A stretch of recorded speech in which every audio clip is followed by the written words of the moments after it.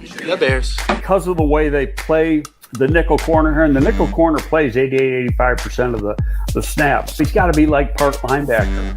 The Bears. When you're in a scouting room, there's going to be differences of opinion. The Bears. Well, you're looking at traits. And remember when he tested very, very well. The Bears. Greg, why are teams wrong on quarterback evaluation so up? Number one, it's a hard position to evaluate. Former Bears scouting director Greg Gabriel talks football live every week on the Barroom Network. Also available on demand.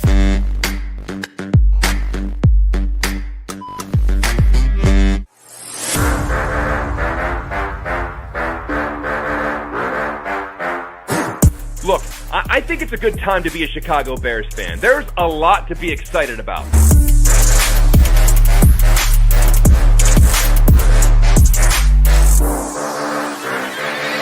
But let me tell you something. We are past the point of excuses.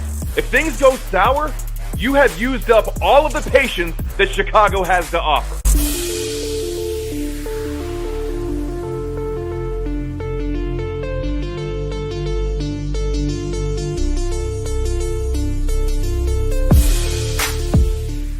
The following program is rated TV MALV. It contains strong language, violence, and nudity. It is intended only for mature audiences.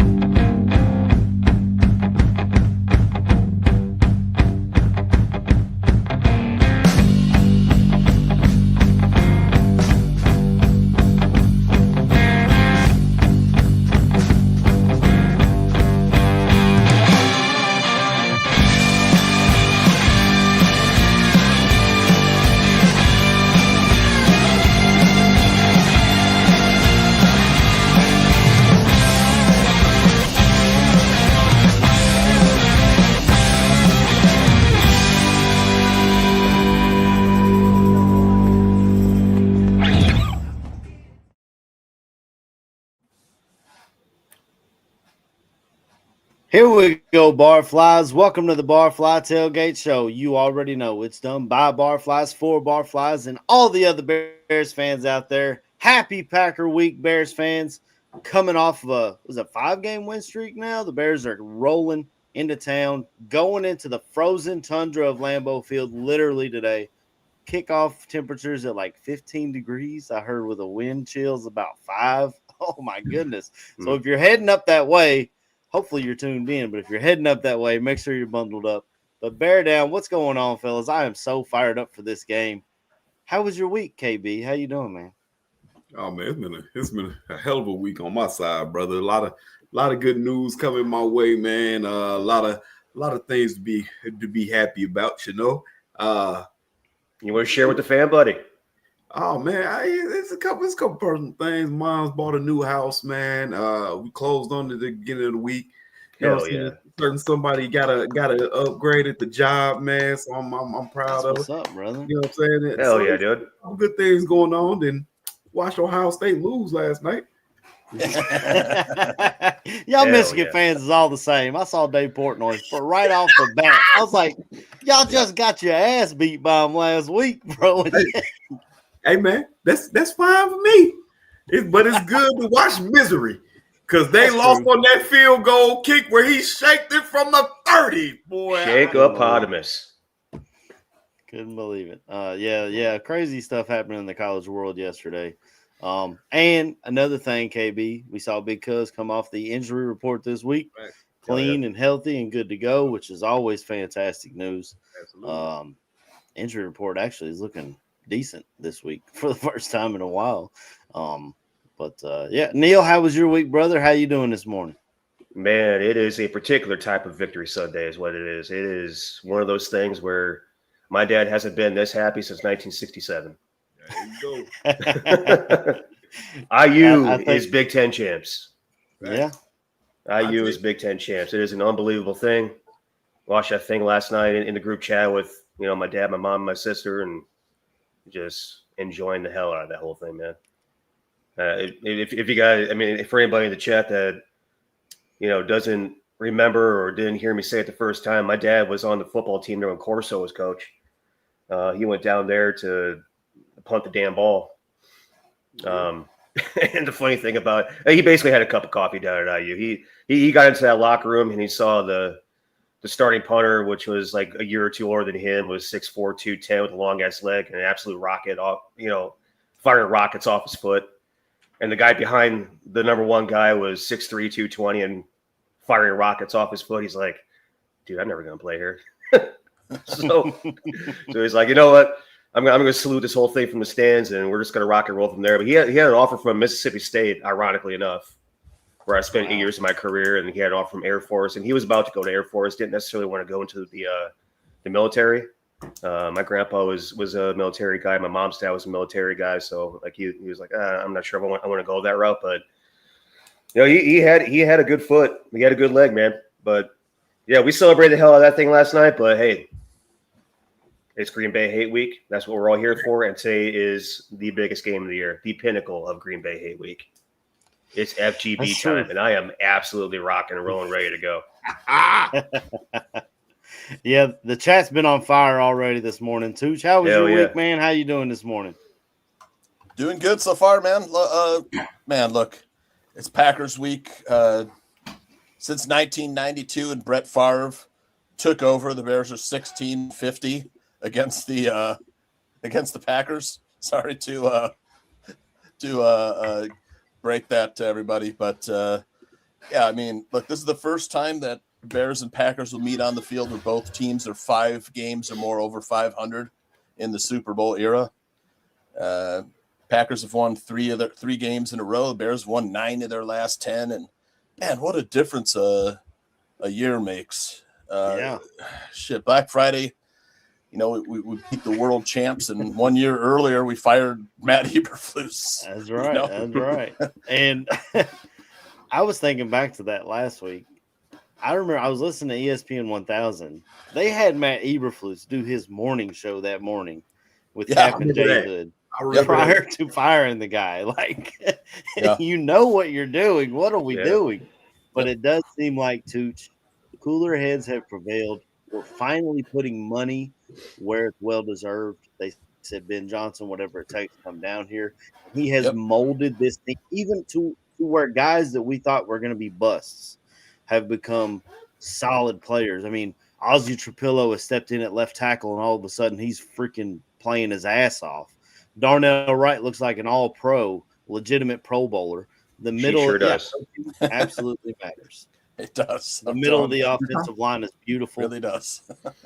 And I got to say, fellas, I am trying not to get out over my skis, but oh my God, I have never been this excited as a Bears fan. Never. No, I loved Cutler, and I always thought we had a shot with him. A lot of people hated Cutler, but I loved him. But he always had those, what are you doing, bro? Like, he was the original fuck it, Brandon Marshall down there somewhere guy. But, yeah, I'm just over the moon. The chat's fired up this morning, and I'm excited about it. I don't remember how we were before last week's game, but we weren't expecting to dominate the world champs. No, we ran for like 281 yards from 100 yards before contact.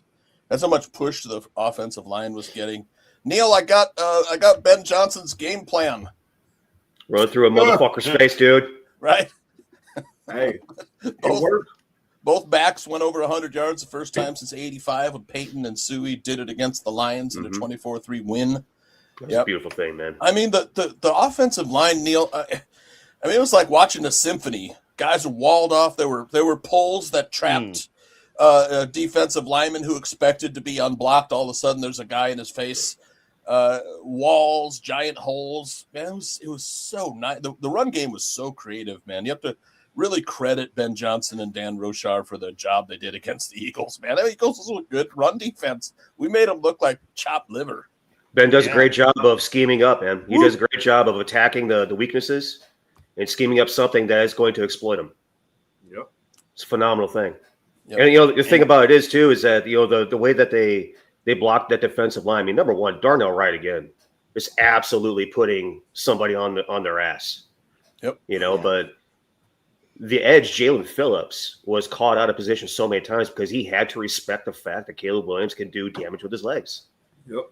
And that bootleg, the play fake, the play action fake, he has to respect it. And that second of hesitation caused a 17-yard run, a 15-yard run, chunking plays on the ground. And then, Kyle Monangai, speaking of running through a motherfucker's face, just running dudes over. I mean, that kid, 7th round draft pick, putting up numbers steal the draft, putting up numbers that the Boise State kids should be putting up right now. It's unbelievable. Yeah. How that kid's playing right now. It's unbelievable. But really, across the board, across the O-line makes a great difference. Both tailbacks across the O-line. Loveland is rising up. Mm-hmm. And when the receivers, when the retrievers go ahead and retrieve the damn ball, those guys are doing damage as well. Let's stop dropping the damn ball. But speaking of receivers, we'll be without Rome Odunze today. We will. We will have DJ Moore's really got to step up here. Yeah. Without Rome. Sorry. We both clicked it. I got it.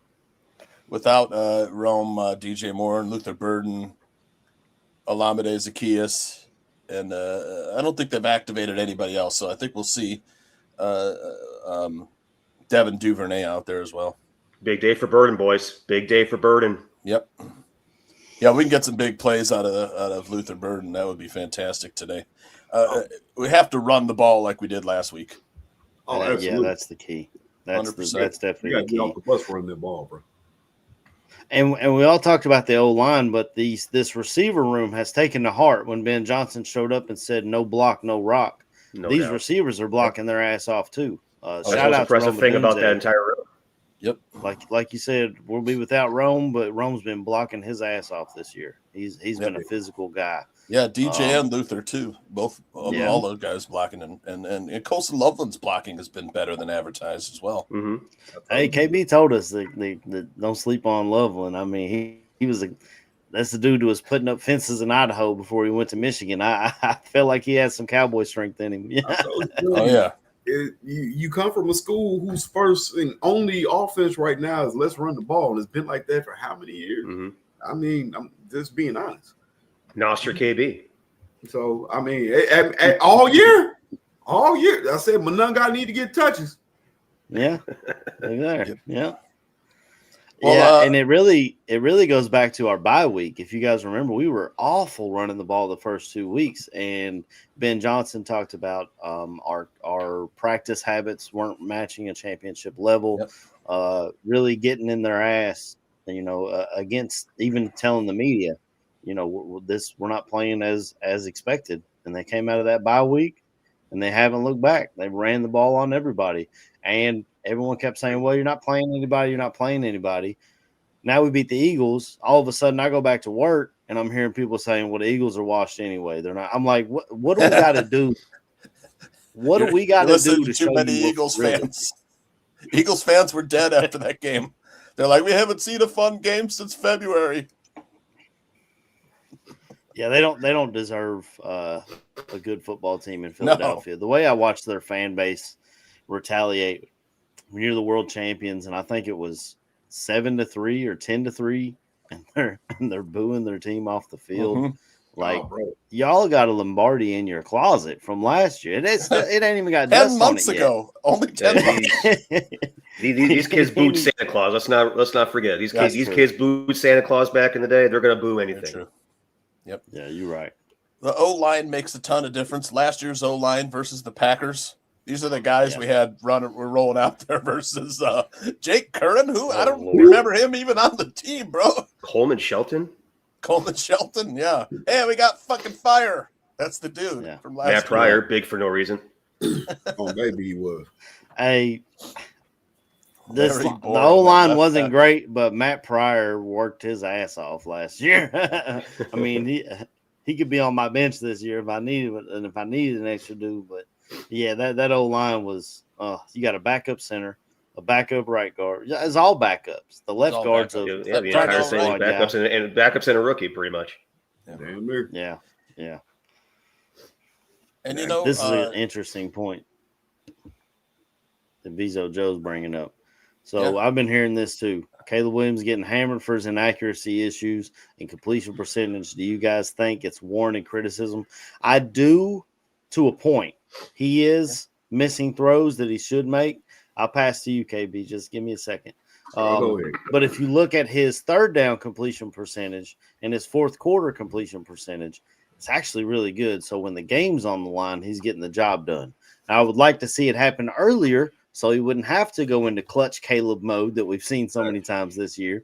But, and on top of that, like Neil said earlier, our receivers, a lot of times, I don't know if we lead the league in drops, but we're pretty high up there. I mean, the ball's hitting the guys right in the hands or right in their chest. I mean, we watched DJ Moore, who's been a sure-handed receiver since he came in the league. All of a sudden, he's dropping. Go ahead, KB. I was gonna say, man, I think we as fans need to have a serious conversation with most of these people who are not fans, bro. Because all you look at is numbers. All certain media people look at his numbers. All his completion percentage is at 59%. Blah blah blah. Like you said, we're not looking at drops.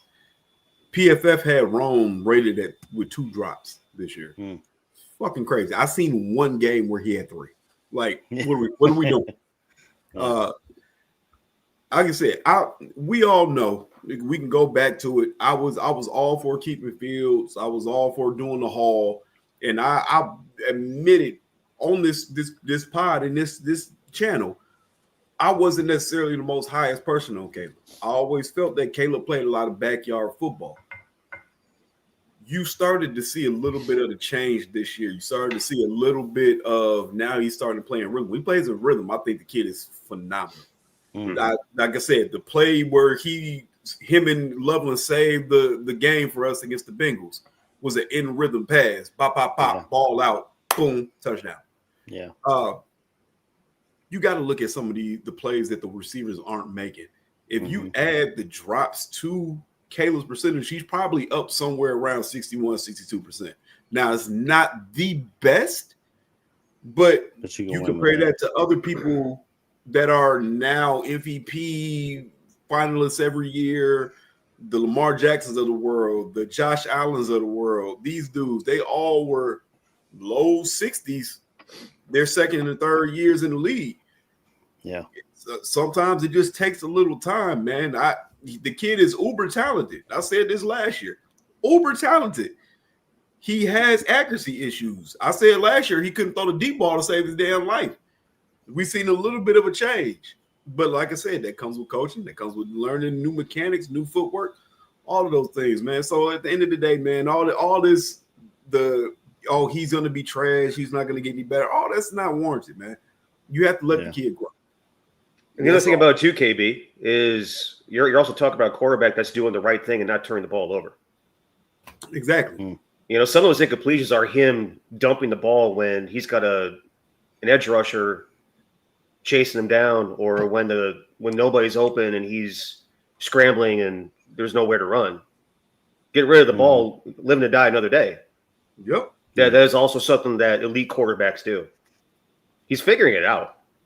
Yeah. And, you know, so that's something that you just said, KB, and something that, you know, I think I and everyone else on the show has been saying for weeks is that the kid game over game and year over year right now is improving consistently up and to the right every single time we see him. It's just a matter of time before this kid evolves into an actual quarterback. And, you know, like I said last week and the week before, this was a kid, and KB, you just touched on it. This was a kid that excelled at the sandlot game. It was something that was ingrained in him from high school through college and you know, up into the NFL. And that is something that's got to be, you don't want to beat it out of him completely. You know, you don't want to beat the whole thing out of it completely because Right. you know he is a playmaker with the ball in his hands now. Yeah. But he's learning how to play quarterback for the first time this year. He didn't have that kind of coaching and guidance last year. He didn't have that kind of development, kind of plan at his back last year with that mess that we had here in this city. He's learning how to play quarterback for the first time in his life in his second rookie season.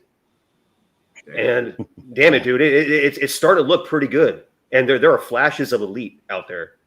So once a flash has become the norm and the norm becomes consistent, we're going to be in great shape, guys. Mm-hmm. Yeah.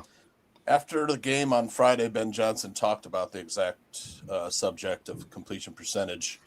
He was asked about Caleb Williams' completion percentage. He said it's an area we've certainly talked about, but he did note that on Friday against the Eagles, it was a tough day to throw the ball with the weather. He did say to fix it, we have to be fundamentally correct. The primary receiver was open. We've got to make sure we hit him. All of our pass catchers, we just harped on it today. We need to be more disciplined in our route detail. It's not where it needs to be. Our depth isn't proper all the time. Our steps aren't proper. Everyone has a role to play in the pass game to get it cleaned up. It's not where it needs to be. We're winning in spite of the passing game, not because of it. None of us are pleased with it. And I love the transparency. I think this is the most transparent coach the Bears have ever had. And he uses that to motivate his players as well. You know, there's always coded language, and the players, they feed off of Ben.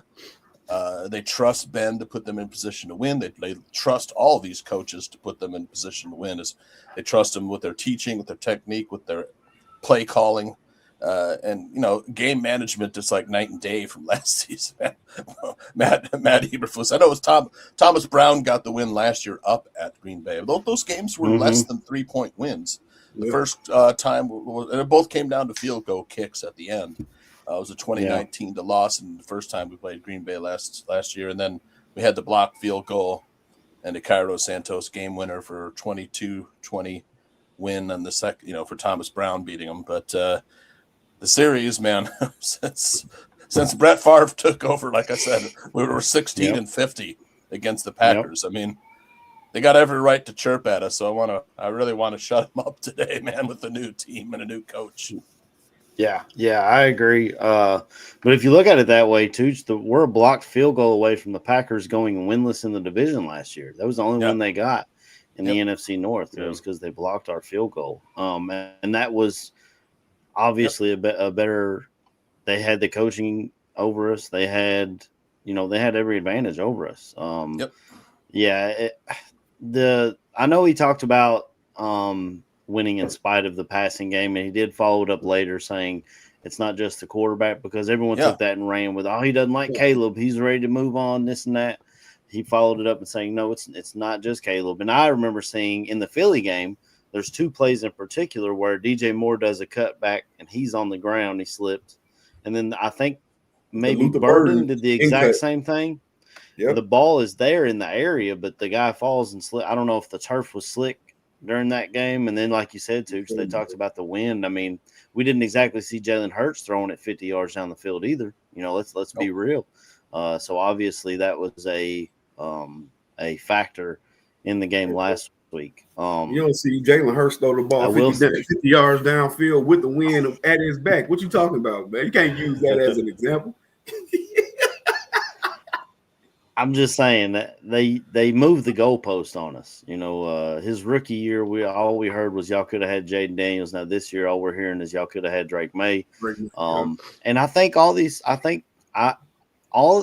it's fair to say all these quarterbacks can be good. You don't have to say y'all picked the wrong guy. I think Caleb's good. I think Jaden will be good long as he's continues to be healthy. That's his biggest issue. And Drake May has a beautiful deep ball, but he has yet to throw for 300 yards. I don't know if y'all have heard that story. Why can't they all be good? I just don't get it. It's always got to be a competition. Who's better than who? And I just don't see it that way. Vizzo might be the best Joe quarterback class in some is time. on it today. Yeah, definitely, Neil. Yeah. I definitely agree with that. They told us that in 2021 when we drafted Justin. They told us that draft class was going to be the best we had seen in a long time. But this one had a lot of potential. That draft class had a billing. lot of potential. That's the key word there. I think the natural talent in this draft class with all these quarterbacks was a lot better. It's kind of where I fall. Well, in a couple of years, when CJ Carr and Sayans coming out, we'll see. They'll be talking about that one too. It'll be another one. Vizo Joe's all over it today, though. He's moving to the defensive coordinator, Dennis Allen, talking about getting pressure. This is the thing that worries me and has worried me about this team all year is a defensive end. We get Austin Booker back, and he's playing okay. Montez Sweat has 7.5 sacks, so he's playing better than he was. But if you don't get pressure on Jordan Love, we're going to be in trouble. Sit back there all day and pick you apart. Right. Do you think we have a shot today to pressure Jordan? And when you get pressure on him, he'll throw you the ball. And we've got a league-leading safety at interceptions, and I believe Nashawn Wright is leading. Yeah. So we'll take it away from him if we can get some pressure on him. That's the biggest thing. Y'all think we got a chance to get some pressure on him? And what would you do, KB? I'm very notorious for my thinking of I would blitz all goddamn game. I'm sorry, bro. My thought process on being a defensive coordinator, if it was me, I would have my damn corners 3 to 4 yards off or pressing. You're gonna either get this ball out quick and make a mistake, or you might get a big play in my head. Because nah, bro, I'm not giving you the chance to sit in the pocket and just bounce around and go through all your reads and go back to your second or third read. No, bro. I'm coming after you. I send 5 or 6 every damn play. But DA, he's shown it in spurts. And to me, it will be very wise to do it this game. You don't have a wide receiver on their team that you sit there and say they have a Justin Jefferson, or they got a Jamar Chase, or they got a hell, even what's my man name that's the second wide receiver for the Vikings, Addison. They don't have none of them. They have guys. They're fast. I like Reed a lot, and they're getting him back today. That's cute. He's not JJ, obviously, but right. He's underrated in my opinion. He's fast and he gets open. That's Tyreek Hill in my book. I get that. But this is my saying. Are there any of our cornerbacks that are playing today that you feel like wouldn't be able to lock any of these wide receivers up? You know what I'm saying? There are no wide receivers on their team that you sit there and say that's an obvious mismatch. That being said, I don't feel like they're physical. They're a team that wants to use finesse, and they use the routes to get, you know what I'm saying? LaFleur uses his routes to get people open. I get that. They're not a physical team. Punch them in the mouth. The only physical person on their team is 2 people, and one of them is hurt. The other one is Josh Jacobs. Punch them in the mouth. You punch them in the mouth, bro, you won't have to worry about all these dudes just running around willy-nilly and I can do this and I can get open. I'm fast. They don't have a guy at wide receiver, bro. That's all I'm saying, man. You go out and you jam these kids and you punch them in the mouth early, then they start getting worried about running routes and all this other shit. Yeah, and blitz Jordan Love. Blitz him. I'm sorry, man. I just don't. I hate watching our cornerbacks play 7 yards off. It drives me fucking crazy, man. It drives because I'm like, bro, just get up on them, jam them. They beat you, they beat you. Then you know what your problem is. But come on, man, you 7 yards off. Of course they gonna catch a 3-yard slant. Come on. Yeah. That's all Green Bay be running. I think we have the parental advisory thing on this particular comment right here. Yeah, well, he dared me to put it up, so what am I going to do? I ain't scared, never been.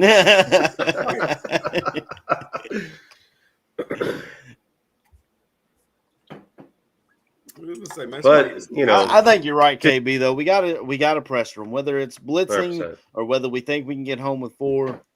Number one priority. Someone talked about it. Big Bill needs to shut down Josh Jacobs so they're forced into passing the ball. They don't have, like you said, I like Reed a lot, but they don't have that upper echelon receiver. They drafted Golden in the first round. He's been in and out of the lineup a lot. He's injured. Tucker Kraft was probably their best weapon, and he tore his ACL or Achilles, so he's out for the year.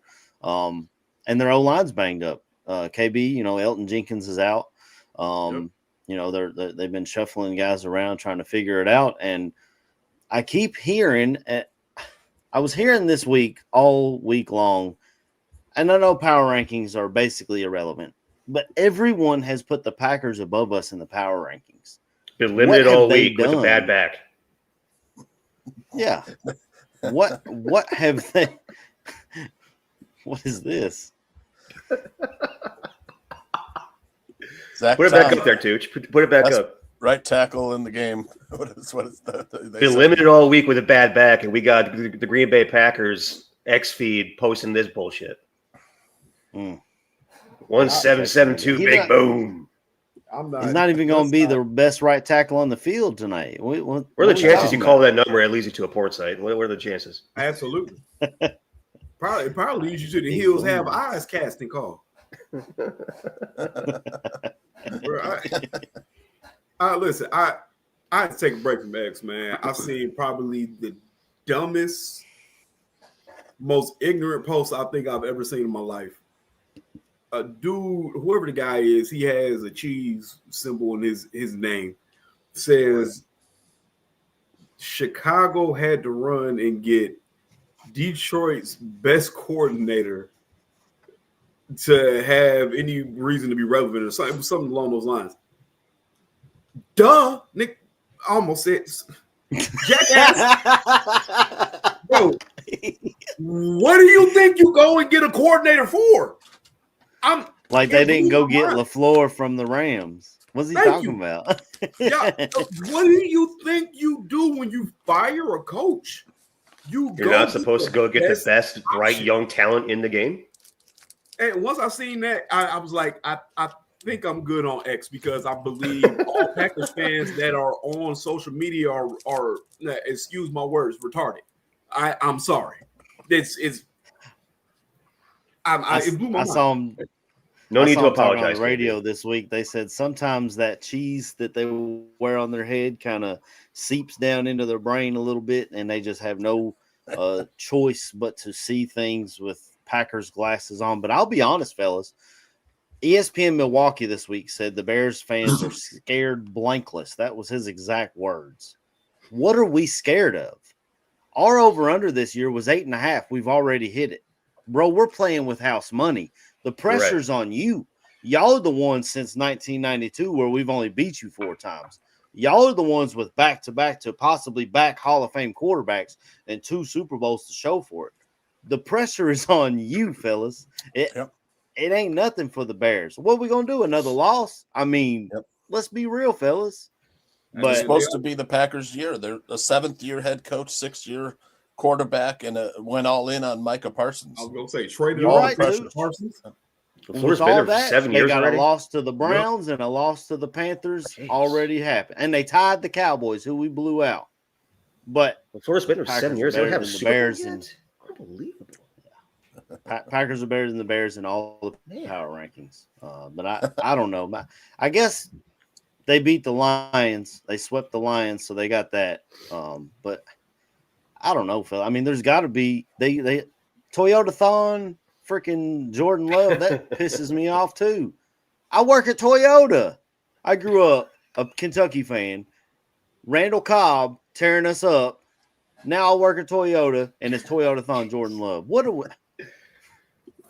has he done to get are we talking about Green Bay fans or Alabama fans? What are we actually talking about here? I'm not 100% certain.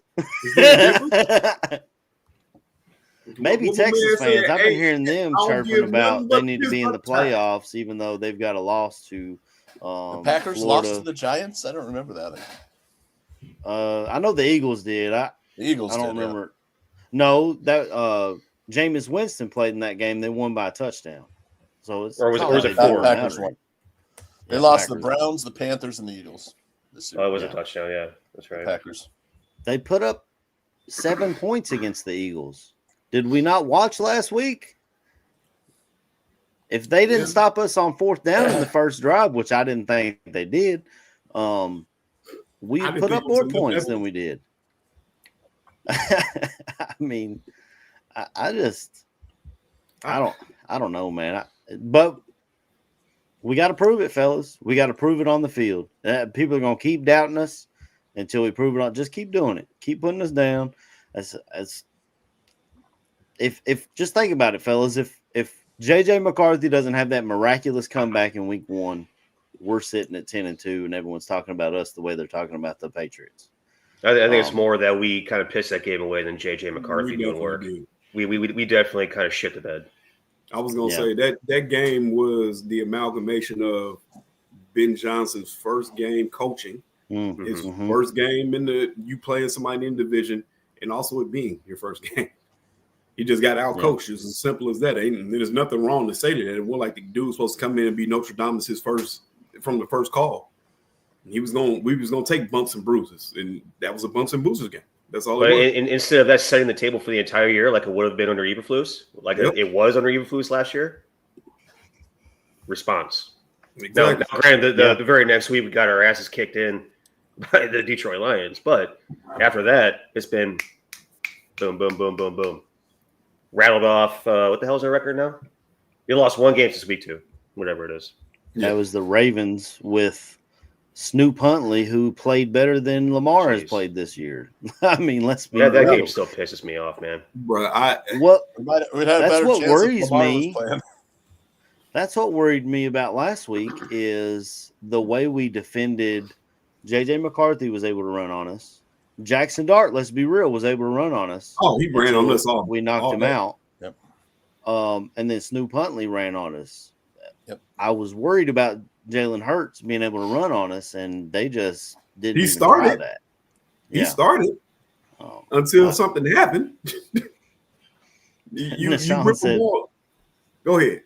I love that play when Deshaun reached in there and took it from him, and I've even when it happened, I remember thinking they're going to say his forward progress was stopped, and they're going to give that right back to him. But the football gods have been smiling on us this year, and I think it's for one reason and one reason only. We got the Pope. The tush push, man. We had 2 weeks in a row with tush push plays where Mason Rudolph on the trick play should never have ran for whatever 40, 50 yards like he did. After that, the Bears said, no more of that. We went around the other end and stripped the ball away. And then after the Bears did that, the Eagles want to ban the tush push, their best play. They said it in game. When they brought it up and they were showing Jalen Hurts, I can't remember who the guys that were calling on the game. I think was one of them Greg Olsen by chance, or was it JJ Watt? It was one of them. Was on Prime, so it would have been. Watt was on the Steelers. No, it was. He whoever it was came over and it was like, Jalen Hurts talks about how much he can squat and he doesn't like the tush push. It was Kirk and Alec because it was Amazon Prime. He doesn't like the tush push. He will be the first one to tell you that he would just rather blah blah blah. I'm like, come on, bro. What are we doing? What are we doing right now? I don't want to say they don't like the tush push, but I think if they didn't run that play, Jason Kelsey would still be their center, and they would have a lot less problems. They stuck him, battering rammed him for the last 2 years of his career until he said, "Fuck this, I'm gonna go podcast." Man said no boss. He got a Super Bowl ring. Said I'm done, bro. Yeah, I'm gonna go podcast. That kid that got there in center right now is perfect for that though, because all he is just a big old meathead. He's just a big old meathead, just corn husking, hail bale throwing, Nebraskan. I was gonna say, he went to Nebraska or was it Florida State? Nebraska. That was Nebraska. Yeah, Nebraska. And they have the big old mullet too. Am I wrong? Right or wrong on that one? I'm trying to remember. Another time he was going to draft, I'm not sure what his particular hairstyle is right now, but I mean, he's just perfect for that role, dude. Yeah. Yeah, that's true. He's just a country boy meathead. That's all he is. I like my center though. I think our whole O line needs to be in the Pro Bowl this year. I mean, we've talked about There's no doubt. Ryan Poles never being able to draft Pro Bowlers. He might have quite a few this year. I just want to say this, AC. He absolutely does have the mullet. Just confirm. Does he? Phenomenal. I love it. I love it. Just a meathead, dude. I think, like I said, we got on Poles bad this year in the beginning, especially. Hell yeah. But now that things have kind of molded themselves into place, I think you gotta kind of get a man his pat on the back for the moves he's made. I know beginning of the year we had mysterious moves, KB. Hey man, when we early in the year we still had people that complained about some of the moves he made that are actually paying dividends. We heard I don't know if y'all heard it, but I watch other shows all the time. Drew Dahlman was getting flack. You know what I'm saying? Jonah Jackson was being looked at as, oh, this was a terrible trade. We should have never gotten him. Yep. He's overrated. He's this, he's that. And to be fair, it didn't start off great. It didn't. That's true. It absolutely didn't. But it's the same thing when we sit here and say, man, sometimes it just takes time for people to mold. All three of these dudes on the inside came from three different teams. Yeah. And neither of them played preseason too. Exactly. Folks have to learn to play next to each other. That's how you get God. Look at that son bitch right there. Meathead. Look at that meathead son bitch right there. He's out though. He's having a back procedure or something, I think. It's probably because too many tush pushes. But yeah, like I said, man, you gotta. Sometimes it just takes time for things to mold, especially with the O line. You need that continuity with each other, that familiarity with each other to know, hey man, I know what the dude on the left side of me is gonna do, or I know what the guy on the right side of me is gonna do. It just takes time, man. And now the time has been established. Like I said, you're looking at 4 Pro Bowlers, honestly, on that O line. And how much has Tooney being your left guard helped Ozzie Trapillo step into his role as your left tackle? Best trade he's made in a 4th round pick for an All Pro, bro. Let's be real. A 6th round pick for a Pro Bowl right guard. I mean, Swaggy McNoleg's still saying that Poles is terrible, but I disagree. I think you got to give him his props this year. You got to give him props, man. I get it. He hasn't made all the moves, but even the best GMs have misses. I mean, Howie Roseman, who everyone says is the best GM in the league, drafted Jalen Reagor over Justin Jefferson. I mean, all of them have misses. Right. I was going to say, you say that, look at everybody that took players before they decided to take Patrick Mahomes. Because, like I said, we get killed for that to this day. Yeah. But you forget the Browns chose all these other teams. I mean, the Browns chose probably the best defensive end. That's your only saving last grace. 20 years. That's your only saving grace. But on the same outfit of that, they decided to go with Deshaun Watson over Patrick Mahomes. We don't hear that get killed enough. You know what I'm saying? So I'm just saying, man, you sit here, everybody has misses, man. And yeah, you can say Poles has missed more than he's hit. But the team that we have now, honestly, outside of the O-line was the team that you had last year. You just needed coaching. Yeah, he tried to to improve the pass rush with the Odangbo signing. That didn't work out because the guy got injured. Mm-hmm. You know, he also just wasn't good though too. I mean, a miss, but highly overpaid for incredibly average. The offensive line, that was huge. When you're an edge player and you can't set the edge, that's a problem. Yeah. Yeah, you can. I mean, they can get out of that contract next year if they want. And you'd have to, all of us to a man would say the biggest need next year is edge rush. Edge. It'd be the first 3 picks. Yeah, first 3 picks right now. Yeah, I think Dane Brugler had us taking the Clemson kid. We also were picking 31st. I was about to say, we may be picking 31st, but I mean it's a deep draft for defensive line and edge. We'll figure it out, man. That Texas Tech defensive line, man. Texas Tech they held BYU to 7 points So weekend sports betting tips. My free play was BYU under 17.5 team total. It worked out pretty good. But yeah, the moves that Poles, look at the Kevin Byard move, fantastic. Solidified the defensive backfield. That interception he made against the Eagles, man, it was athletic play. It was so nice, man. Then the Nashawn Wright, he was like an afterthought who's balling out. He was like our sixth cornerback or fourth cornerback, whatever. You can. I mean, they didn't need to draft Zay Frazier because he picked up Nashawn Wright. They're basically the same player, size wise. 6'4", thin, long arms for a cornerback. And when Zay Frazier, whatever, took a redshirt year this year, he still had the quarterback that Dennis Allen wanted, Nashawn Wright. That pick has been great. Massive. Darnell Wright over Jalen Carter. Man, Jalen Carter's injured after going up against Darnell Wright, man. He's having like shoulder issues. We have to re-sign Nation. I think you have to. Yeah. Because that kid is still young and he's still growing. He's still developing. Yep. And when Nashawn is right, he's elite. He's playing wide receiver against wide receivers. He's jumping and getting the pass before the wide receiver. And he says that every time they ask him, how are you so good at taking the ball away? He's like, well, I played receiver, so I kind of know the route tree a little bit. And I don't know if that's still done these days, but when I was growing up in high school, a lot of times your receiver was a corner on defense, and running backs played linebacker. A lot of times the best dudes play both ways. Absolutely.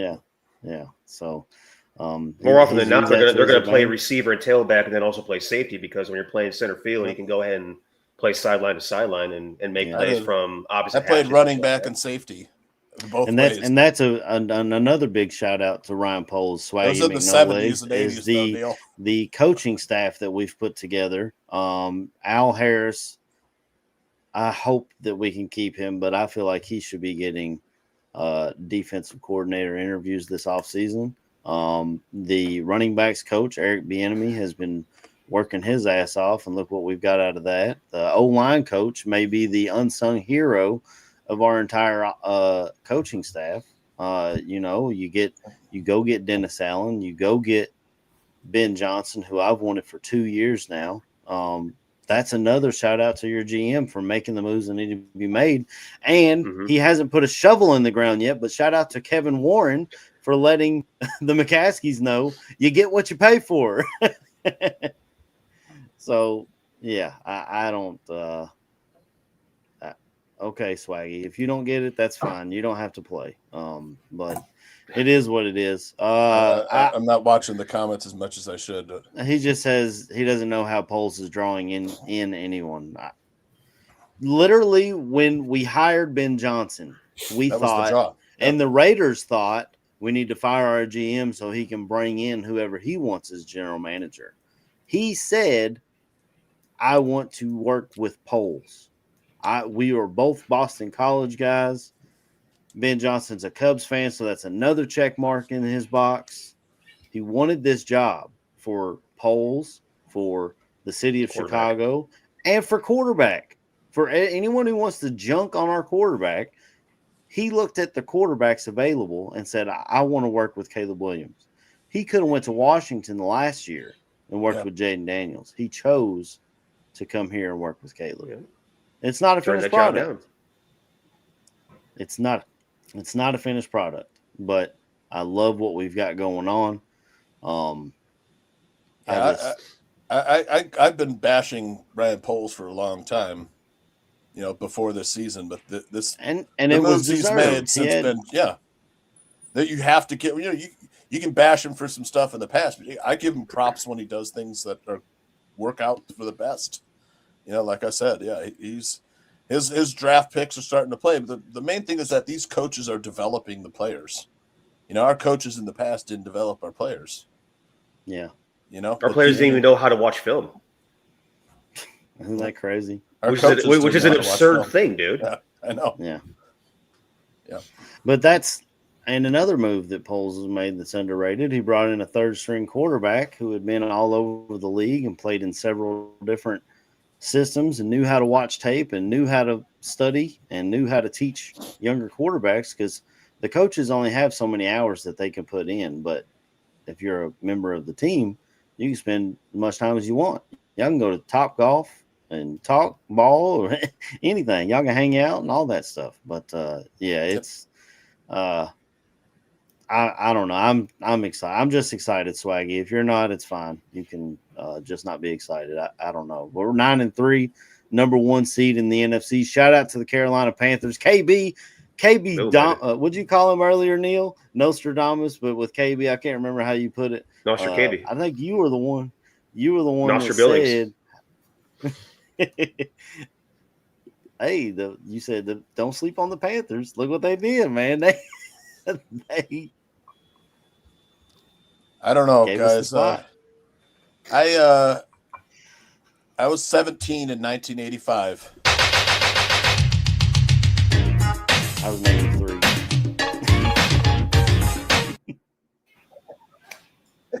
It was the best time of my life, man. Senior year of high school, we went all the way. Yeah, we are the Bears, shuffling shuffling on down and doing it for you. This team feels. I mean, why not, man? Why can't it be us this year? You know, I mean, there's no dominant teams in the NFL. Last week we were talking about how the Rams were the most dominant team in the NFL. Yeah. You know, what do you guys think, man? Why can't we play the last game in February? Ooh, this is interesting, brother. Because why can't we, KB? I had this conversation with a friend of mine just a few days ago, man. I was gonna say, because I thought about it, and I was gonna bring this up to y'all. Why not? Why not us? What team in this NFC do you sit there and say the Bears can't beat? Who in the NFC do you sit there and say, oh, this team should just roll everybody through the playoffs to the Super Bowl? There's nobody. Yep, nobody. We might have thought that team was the Rams. The Rams had I will say this, the Rams had a really off game. Yep, they had a bad game. I don't know any game where you will sit there and say Matt Stafford. Yep. The Panthers had a good game plan for that game. You know, they blitzed Matt Stafford. You know, they stopped the run. They they worked their passing game and run game as well against the Rams. The Panthers played a good game. I said this to my boy, and after I said it, he got quiet. There was no conversation after that. If the Bears hold true at number 1, who comes to Chicago in December and January and wins a game against a team that it plays in the shit? Not a lot of people. How many teams of these teams in the NFC has the rushing attack the Bears have? Not a lot of these teams. So yeah, when I sit here and I say, man, there's a possibility. There's no NFC team, even if we didn't hold it. We didn't hold the first place. There's still the possibility the Bears can play anybody and beat them. I said this before, bro. Any given Sunday, you got to go out and play these games. The Rams went out, they played the game, and they got beat. You got beat. That was the number 1 thing. I was thinking, because the Seahawks are damn good too. Their defense is awesome, and Sam Darnold, up until the last couple of weeks, has been playing really well. But if the Vikings started anybody at quarterback not named Brosmer, they might have had a shot in that game last week. Their defense was smothering Sam Darnold, but the Seahawks couldn't get anything going, Darnold. But the Seahawks defense was able to. I think they had 4 takeaways, a pick 6. They just swarmed them.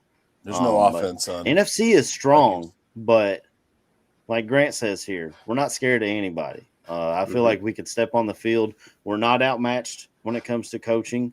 No. And I feel like we're not outmatched when it comes to talent on the field anymore. I feel like we have a shot with everybody that steps on the field with us. Didn't I say on the show the Bears are a team that nobody want to play in the first round of the playoffs? Yeah. You know? You just don't want to play at Soldier Field in the middle of wintertime. That's one of the main things, like KB said. And, hey, Kevin Warren, I know you watched the show. It's the best damn pregame show on the planet Earth. Obviously. We need to open their stadium, dude. Don't you dare dome the hell out of this thing. Hey, man, dome it. Make it retractable. You feel Make me? it retractable. Open it up. I'm fine with retractable. But that there needs to be some cold ass air coming off Lake Michigan into that stadium. I don't know. They're thinking we can have Taylor Swift come through here in the off season and get a bunch of money. We can have Guns N' Roses come through here in the off season and make a bunch of money. We can have you do that when you retract that real close. That's what Final Four. Super Bowls. Lamar come through, and man, shout out the lady for getting the tickets, bro. Hey. That concert was amazing. Jeez. Do we have more money to spend this year? I don't know. There's the contracts are friendly enough to free up money next year. You know, there's contracts we can get out of. I think you have to re-sign Kevin Byard and Deshaun Wright, though. Oh, there's no doubt. Darnell Wright. He was saying, I think what he was saying is we were able to sign these contracts because we tanked at the start of Poles' career when we were tanking to get those top picks. We had more money. Poles wasn't necessarily tanking. The man was clear. When he took the job, he said he was gonna tear it down. Sometimes you have to tear it down and start all over. You know, it might be the best. Everybody has to do that. Absolutely. But hey, Kevin Byard needs to come back though. You know, going back to the point of re-signing guys, you need Kevin Byard. Yeah. Kevin Byard has such a Mike Brown feel to him. Yeah. Back in 2006, the Super Bowl year, it seemed like Mike Brown was always in the right place at the right time. That's just what good high IQ football players do. That pick he had last week against Philadelphia, it was a single high safety set. Yeah. Jalen granted kind of missed the mark on the pass, but still Byard was in the right place, right time, read and react after he took his drop. He came all the way some bitch off the field to make that pick. Yeah, mid hash to sideline. It was mid hash to sideline. It was an unbelievable play. Yeah, and that was a game going into it where a lot of people were like, "Well, what are the Bears going to do now?" Because the Eagles don't turn the ball over. We turned them over twice. So for anyone who says you can't replicate turnovers, it's not something you can do. They practice this. They do this stuff. That's an interesting thing talking about today's game. If you want to bring up turnovers, their AC is we have Green Bay doesn't do that. Today. Yep, they don't give Green Bay doesn't give the ball up. I mean, by the same token, they also don't force turnovers either. Yeah. So I think that's a matter of the defense getting pressure on Love and forcing him to number one, be uncomfortable, but then also do some ill-advised stuff with the ball. Yeah. Regarding Ryan Poles, I don't think Swaggy will ever give him credit until we win a Super Bowl. If you want to say, look, the first 2-3 years of Poles' Bears career, he was learning on the job. Fine, he was. He's a first-time GM. But this year, man, his moves have all been money, dude. Except for Dio, Dengbo, maybe Grady Jarrett. But the offensive line is freaking – it might be the best offensive line in the NFL. I mean, that's why we're 9-3. Right. Can you think of an offensive line better than the Bears? Maybe the Patriots. I know they lost Will Campbell for the season. The Rams have a pretty good offensive line, too. It's why they're, top of their division. I was going to say, Bills. The rookies that he picked, I mean, outside of, the Zy Frazier pick right now, I mean, they're paying dividends. And Ruby because I still don't understand that. Yeah. People got hurt. Yeah, I mean, 7th round for Monangai? Come on. I mean, it was a deep draft, and there was no way we were going to get Ashton Genty where we were picking. You could make an argument that they were trying to pick Travion Henderson in the second, and he went a pick before us to the Patriots, and that kind of they took forever to make their next pick because they wanted to make sure, what are we going to do? Are we going to be okay for running back later on? Let's take Luther Burden. But, I mean, right after the draft, everybody was saying, why didn't the Bears just not win that game in Green Bay so they'd have a better draft pick? Like, No, that's not what we've done. Caleb That's Williams not- is that was undefeated at what it's Lambeau Field in 2025. That's not what Bears Packers is all about. But look, we have to get takeaways today. I mean, maybe there's some regression to the mean for Green Bay, and they give the ball up. Josh Jacobs is a guy who doesn't fumble a lot, man. He's pretty secure with the ball. Is their offensive line banged up? They've got some players out. The key is running the football. I mean, they're Devontae Wyatt. That's their run stopper in the middle since they traded Kenny Clark to the Cowboys. He's out. He's on injured reserve. He rolled his ankle last week. They did keep a lot of defensive tackles, though, because they were planning to make that move. So they kept a lot of defensive tackles when they did their cut. They drafted 2 rookies, Nazir Stackhouse from North Carolina. I can't remember the other kid's name. Georgia, sorry. Georgia, a big plug in the middle. And then I forget the other kid. The Bears made some moves today. I know they're talking about Carl Brooks. They released him and brought up Jaden Reeves-Maben and signed Jordan McFadden. Luke Newman went down for the year. He's on injured reserve with the foot injury.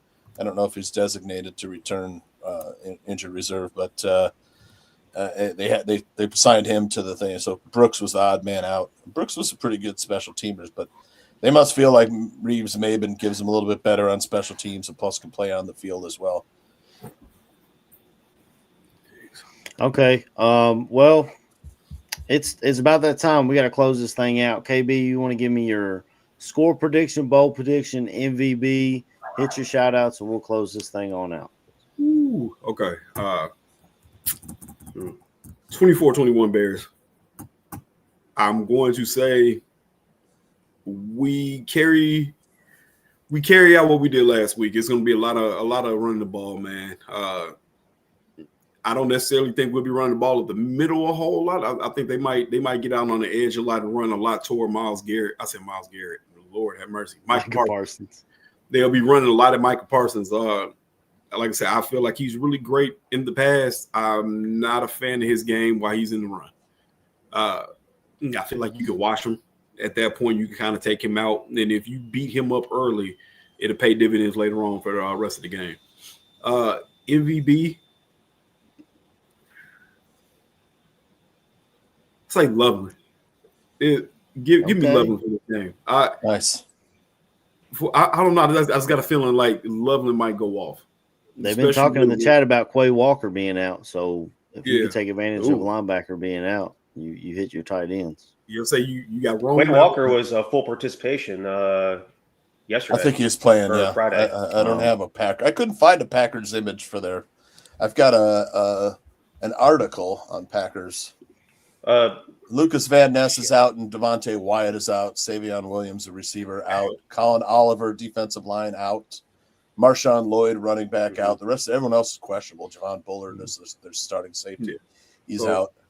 I would right now. I mean, he's questionable. Sorry. With Rome being gone, I feel like you'll be able to move Colston around a lot. To me, this is the game where you'll get.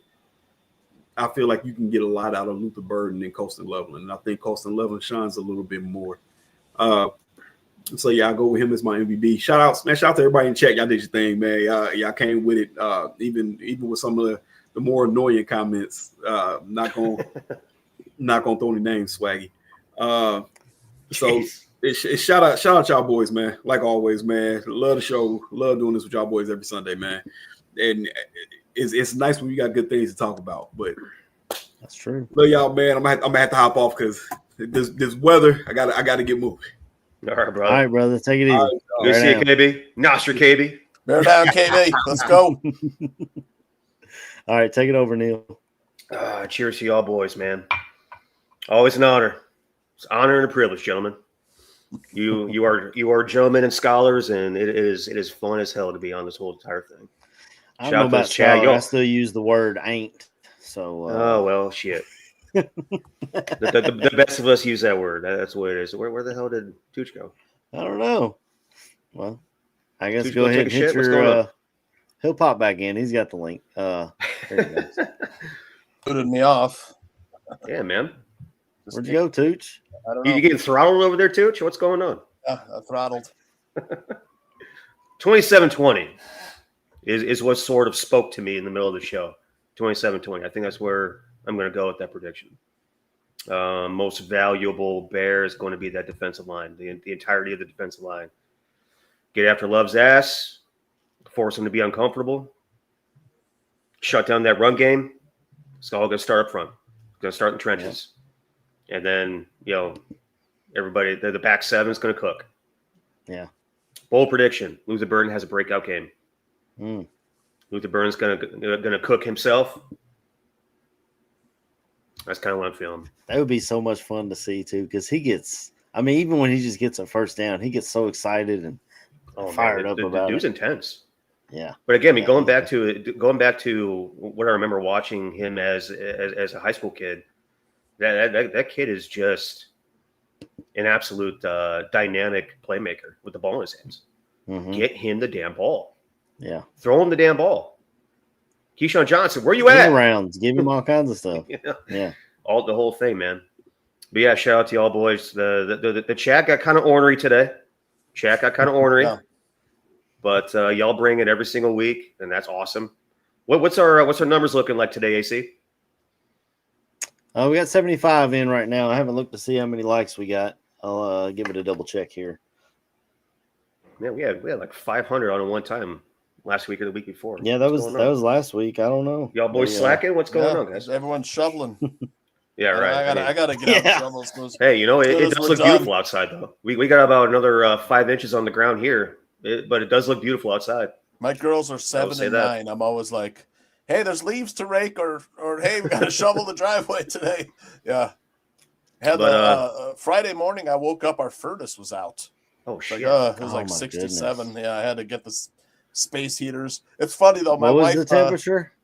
It was cold. I mean, but it didn't get down 67. 67 in the house. Jeez. Oh jeez. This fucking guy. I'm too old for that. I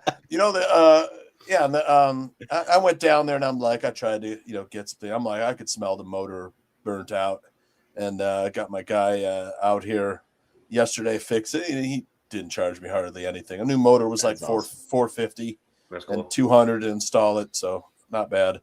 I just didn't want to, put in a whole new furnace system that you're looking at. Bad time of year for that shit to go out now. Yeah, exactly. That's a my wife and I are kind of thrift store junkies. I think Aaron and I have talked about this before with the thrift store sailing or whatever. And my wife usually, like, if she sees like a little space heater, she grab. We got like 20 of them, man. I don't know how many. Wow. But I don't know how many. Well, you're in Iowa, so yeah. And so she was prepared. And then the girls have the whole top floor. It's like their bedroom, their desks, school desks are up there. They got a lounge, they got a bathroom, they got a fridge and TV and everything. It's like the whole top. They got their own little apartment. Oh man, it's like every kid that comes by here is like they just love coming by and hanging out in the kid apartment up there. But there's no like vents or anything up there for them, so it's all ambient heat or space heaters, and I've got a air conditioner at either end of the attic for them, so they're okay up there. But yeah, I mean, I woke up, I'm like, God damn it, furnace is down, but we're back up and running here. We just need a Green Bay victory. I mean, a victory in Green Bay to put the cherry on top. We need a victory in Green Bay to put a cherry on top of it all. Absolutely. Yep. Yeah. Man. But hey, also though, a special shout out to our boy Aldo. Yeah. Absolutely. He looks like he's doing better, man. He was in the chat this morning, brother. Fellas. I don't know if he's glad still as in hell there. That you're home. Glad as hell that you're doing better. Glad as hell that you're feeling good. Lots of glad as hell that you're ramped up for every today. Every night. Absolutely. All those prayers we shouted out last week, man. The past couple weeks really apparently did the trick. God is good, man. God is absolutely good. Yep. God will lead the way. That's what this whole thing's all about. But I guess the other thing is, guys, is about 45 minutes from now, we got the college football playoff selection show starting. Yep.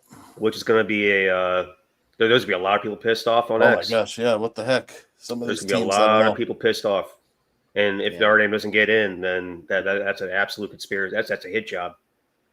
There's no way that, given what happened yesterday and really what's happened over the past month of the season, that you absolutely, Aldo, absolutely. There's no way that you leave that team out in favor of anybody else. Alabama got crushed yesterday. The only teams that they had decisive victories against all year was Louisiana Monroe, Eastern Illinois, and Wisconsin. All three of those teams are absolute trash. Yeah. If you want to go ahead and do the comparison against Miami, I think they should both be in. One of these two schools did not schedule an FCS team, and it wasn't FCS-Ed Tech either. And that same school that didn't schedule an FCS team also didn't lose to 2 unranked teams. So I'll let Tooch get in, but that's what's been driving me nuts when I listen to the radio and I hear Miami's coach going on there and talking about how they need to be in, and Texas's coach going on. I'm like, dude, Texas, you have 3 losses. I watched you come to Lexington and go to overtime with a bad Kentucky team and follow that up with an overtime win against Mississippi State, who, Neil, we're getting their asses stomped in by Mississippi State, dude. I'm just saying, it's not just that you lost to Florida; it's that you had bad wins too. I get it. You beat Oklahoma, Texas A&M, but those are rivalry games for you. That's like saying Kentucky beat Louisville the year that Lamar Jackson was there. It's a rivalry game. Things happen in rivalries. That just, I don't know. I think the people. I think the biggest thing about college football is we need to fix the schedule. We need to fix it to where it's week 0 should be week 1. And we need to have, I think it was the Texas Tech coach came out and really laid it out perfectly and everything made sense. So you didn't have to worry about, like, when this coach is done, the whole season's over.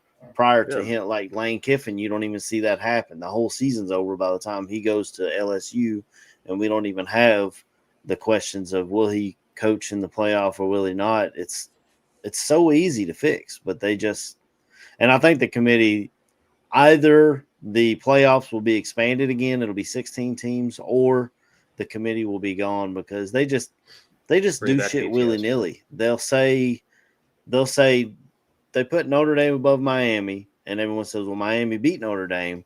And they say, well, it's because that was so long ago. But then I think they had another 2 teams where it was flipped, even though the head-to-head, like, it's just, it doesn't make sense. If head-to-head matters this much, why did we play all these games yesterday? Except for Indiana, Ohio State. All these teams already play each other. We should just move right along, right? If head-to-head matters that much, Florida State should probably be the number 3 team in the country because they beat the team that beat Georgia. We should get Florida State a first-round bye, right? That's the way this whole thing works. That's what's bullshit about using the head-to-head argument is it starts to send you down a Pythagorean theorem path to nonsense. There are more things that matter than just head-to-head. And it's how the hell you are playing right now. And so many teams like Texas A&M, I thought they were great. And then I looked to see what part of the conference they played. It was literally the whole bottom of the SEC. And why did Ole Miss jump them? Yeah, I don't know. And I don't know. What the hell did Ole Miss do all year to warrant them jumping A&M in the poll? A&M lost by 10 points to their arch rival. That's the only loss they had all year. If they kept Florida State out because of their quarterback, are they going to keep Ole Miss out because they lost their coach? I don't know. That was definitely talked about. I feel like this is a whole other show. Tooch, you got a show coming up after this, so you got to get out of here, huh? Yeah, about 9 minutes. Got fantasy football Goon coming on with me and Goon and me, setting some lineups and before next week's fantasy playoffs start. Yeah, I mean, the disrespect of the Bears as a 7-point dog, a 9-3 team, 7-point dog. Yeah. You know, I mean, I don't like betting on. It seems like when I bet on the Bears, they lose. When I bet against them, they win. So I guess I should bet against them so we get a victory today. But if I was betting on this game, I would take +7, man. It's like last 2 years were, 1-point game and a 2-point game. So I think look, they've had some kicking problems with McManus lately. He's been pretty good. Before, he was they were talking about getting rid of him, and he had some injury issues. Man, I'm going to take, I think it'll be something like 23-22, something like that. Another close game, man. 25-24, wasn't that the score? Something like that. Yeah, something like that. We've had a few 25-24 games this season, I think, right? If it's another 25-24, I'm going to lose my damn shit. Yeah. But it's gonna be cold, and I would lean under as far as like points scored, and then you're talking about both teams are probably going to try to establish the run on each other, and the Bears have Odunze out. If we're going to win this game, we need a big game from DJ Moore or Luther Burden or both. Loveland, the receivers without Odunze, they've got to step up. 3-2. I'm going to take. I'll take my MVP as DJ Moore today. It's his time to step up here with Odunze out. Love it. We'll like to see what those rookies do as well. 23-22. I know it's an odd score, but it could be even lower. I would lean towards an under, but it could be more odd. Mandela's got 3-2 in chat, so it could be. Yeah. It could be a little bit more off the rails than 23-22. So what was it versus we had the play where Caleb got caught in the end zone by TJ Watt against the Steelers. He's got to be prepared for the speed of Micah Parsons.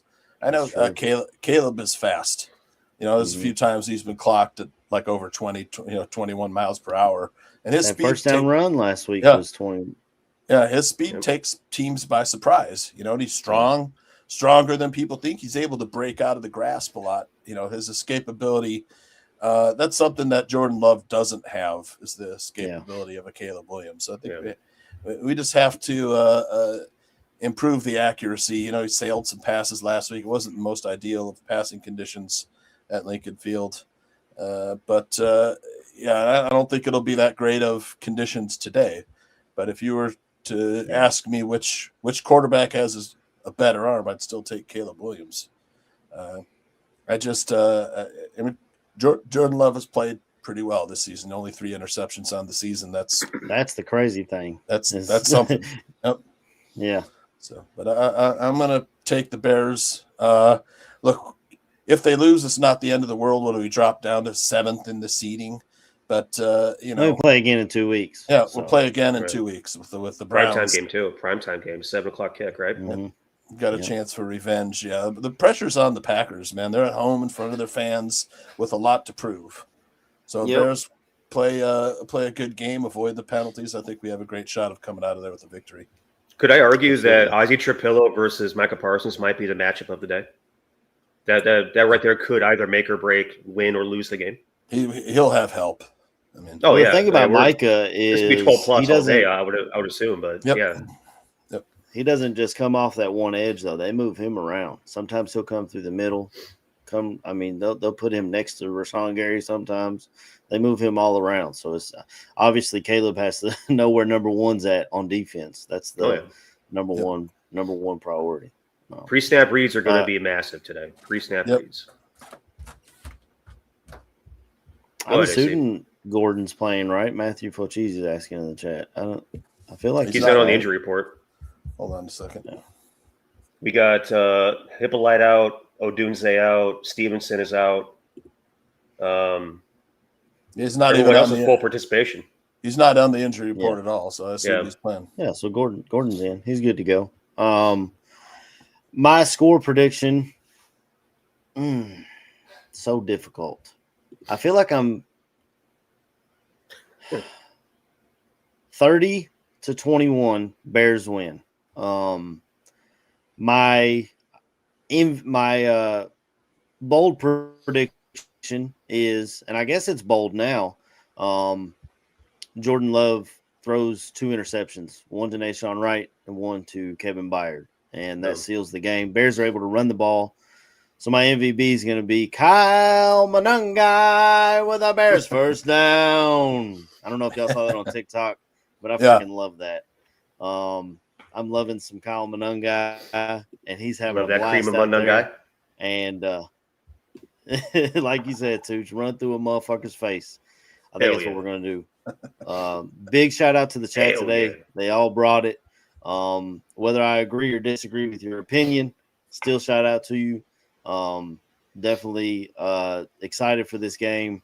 It feels like the rivalry is back, fellas. And I said this on my 12-ounce Curl Route podcast. A lot of you know if you tune in. My co-host is a Packers fan. We were in the Army together.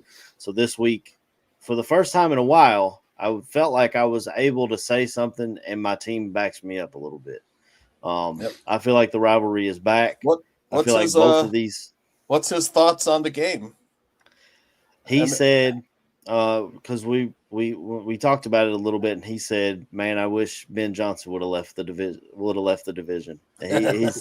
He's like, man, he's just so good and smart, and the way he draws up plays, and he's able to adjust to, that was a big thing with Eberflus. Is even if we had the lead, we felt like we weren't going to make the adjustments to either keep the lead or to get the lead back.